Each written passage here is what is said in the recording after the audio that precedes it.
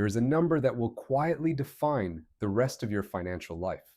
You don't know what it is yet, but the people who figured it out, even accidentally, ended up in a completely different world from those who didn't. We looked at decades of longitudinal wealth data. We studied the moments that actually changed trajectories, and what we found was not what most financial content tells you. The turning point almost never looks like a turning point when it happens. Think about two people at age 32, same city, same income, same rent. 10 years later, one of them has built something that compounds. The other is still running in place, not because of bad luck, not because of bad character, but because they never hit the moment that changes the math. That moment is real. It is identifiable, and understanding what it actually is versus what you've been told it is the entire point of the next 16 minutes. Most people believe that financial turning points are dramatic, a windfall, an inheritance, a lucky investment. They treat wealth building like a lottery, something that happens to certain people under certain conditions. But the data tells a completely different story. The biggest financial turning points in most lives are quiet. They are decisions made on ordinary afternoons, in ordinary circumstances, that permanently alter the trajectory of everything that follows. So, which decisions actually move the needle? We're going to look at the 5 most common turning points people report, and then rank them by the size of the long-term impact they actually produce. Your job is not just how you spend your days. It is the engine that funds every other financial decision you will ever make. And for most people in their 30s, it is being dramatically underpaid. Not because the economy is cruel, but because staying put is quietly punishing them. Here's what the Atlanta Federal Reserve found when they tracked wage growth across millions of American workers. Job switchers, people who changed employers, saw wage growth of roughly 7 to 8% in a single year. People who stayed at the same job saw about 4%. That gap sounds small. It is not small. 4% compounded over 10 years is one life. 7% compounded over 10 years is a fundamentally different one. The difference in take-home pay, in savings capacity, in what you can afford to invest, it accumulates into something that cannot be undone by catching up later. And yet most people stay, not because they are irrational, because switching feels risky and staying feels safe.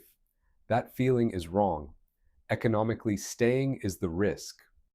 When you earn more, you don't just have more money. You have more margin. Margin is the space between what comes in and what goes out, and it is the raw material of every other turning point on this list. Without margin, nothing else works. So the first question you need to sit with is not whether you like your job. It is whether your job is paying you what the market will actually bear. Those are two very different questions. Debt. Specifically, high-interest consumer debt, the kind that charges you 20% a year, compounding against you, quietly destroying your ability to build anything. The average American was carrying $6,500 in credit card debt as of 2023. That number does not sound catastrophic. But at 20% interest, that balance costs you $1,300 a year just to hold. That is money that produces nothing. Here's the framework that reframes paying off high-interest debt entirely. When you pay off a balance charging 20% interest, you have just earned a guaranteed 20% return on that money. No investment on earth offers you a guaranteed 20%. The stock market averages roughly 10% annually over 50 years, and that comes with volatility, uncertainty, and time. Paying off high-interest debt beats it. Every time. Guaranteed. And there is a human cost that the numbers alone don't capture. People carrying problem debt are 3 times more likely to experience a serious mental health problem. The weight of that balance, the low-grade anxiety, the avoidance, the shame, is a tax on your energy and your clarity that never shows up on a balance sheet. Paying off the debt is not just a financial act, it is a psychological liberation. And for many people, it is the moment that makes everything else possible, because you can finally think clearly again. Now, we arrive at the turning point that most financial content underplays, because it is slow, undramatic, and entirely unglamorous. But the compounding math behind it is the most powerful force in personal finance. Compound growth means that your returns earn their own returns. So the growth accelerates over time, not linearly, but exponentially. Einstein may or may not have called it the eighth wonder of the world, but the math doesn't care about the attribution. People who contributed to a 401k plan for 10 or more consecutive years had an average balance of $383,000 in 2024. Not people who timed the market, not people who picked the right stocks, people who showed up consistently for a decade. Starting at 25 versus 35 can nearly double your retirement savings, not because you contributed more, but because the money had 10 additional years to compound. Time is the variable that money cannot buy back. Missing just the 10 best market days over a 20-year period cuts your total returns roughly in half. 10 days out of more than 5,000. This is why trying to time the market, pulling out when things look scary, waiting for the right moment to get back in, is so destructive. The best days and the worst days tend to cluster together. If you are out during the panic, you miss the recovery. The answer is almost insultingly simple. Stay in, keep contributing, do not watch the daily numbers. When companies require employees to opt into a retirement plan, about half of workers actually enroll. When companies automatically enroll employees and require them to opt out, participation climbs above 90%. The same decision, framed differently, changes the outcome by 40 percentage points. The barrier is almost never conviction, it is inertia. If you have not started, or if you have been contributing inconsistently, this is the beat in the video where you pause and do the one thing. Not tomorrow, today. Now let's talk about the turning point that generates the most emotional charge and the most conflicted data. Starting a business. The entrepreneurial narrative is culturally dominant. Build something of your own. Be your own boss. Create wealth rather than earn it. In 2021 alone, Americans filed 5.4 million new business applications, a record that reflects both genuine entrepreneurial energy and a society searching for something more. But the survival data is sobering. Roughly 45% of new businesses fail within 5 years. By the 10-year mark, about 65% are gone. Only 1 in 4 businesses makes it to 15 years. This is not an argument against starting a business. It is an argument for going in with clarity. The businesses that survive tend to share a pattern. They solve a real and specific problem. They start with manageable costs, and the founder treats the early years as a laboratory rather than a lottery. Starting a business is not inherently a good financial turning point. It depends entirely on what you build, how you build it, and what you are doing with that time and capital otherwise. The turning point is not starting.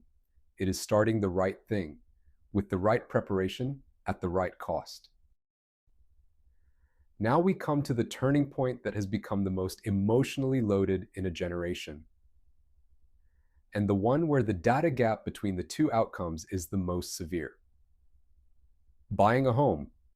In 2022, the median net worth of a homeowner was $396,000. The median net worth of a renter was $10,400. That is a 38-to-1 ratio, not a gap, a canyon. A portion of it is forced savings. Every mortgage payment builds equity, while every rent payment builds nothing in your own name. A portion is leverage. You control an asset worth 2 or 3 times your down payment, and you capture all the appreciation on the full value. And a portion is simply time. The median age of a first-time homebuyer was 32 in 2012.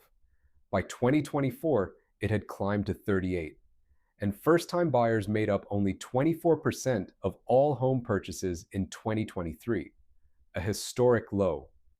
Every year the purchase is delayed is a year of equity not building, a year of appreciation not compounding, a year of net worth gap widening between owners and renters. The math is not forgiving. The single most important variable is not the interest rate or the market timing, it is the year. None of these turning points works in isolation. The data shows something more interesting. They are sequential. Each one creates the conditions for the next. The job switch creates the margin. The margin eliminates the debt. Eliminating the debt frees up the cash flow to invest. Consistent investing builds the savings for a down payment. The home purchase forces equity and appreciation. And along the way, for some people, a business becomes viable because the financial foundation can absorb the risk. The turning point is not a single decision. It is the moment you enter the sequence. Most people who enter the sequence do not do it through brilliance or willpower or a sudden insight. They do it because something made the first step feel more concrete, more immediate, more possible than it had before. A conversation, a number they finally understood, a decision they stopped postponing. That first step unlocks all the others, not eventually, structurally, because each piece of the sequence removes one more friction point, one more reason to wait, one more story you were telling yourself about why now wasn't the right time. Remember those two people at age 32, same city, same income, same rent. The one who built something wasn't smarter. They weren't luckier. They just hit the sequence earlier. One decision cascaded into another, and 10 years later, the math was doing work they didn't have to do themselves. The turning point is not behind you. It is not waiting for some future version of your life to begin. It is sitting in the gap between knowing this and doing something with it. What you do with that gap, starting today, is the only variable left.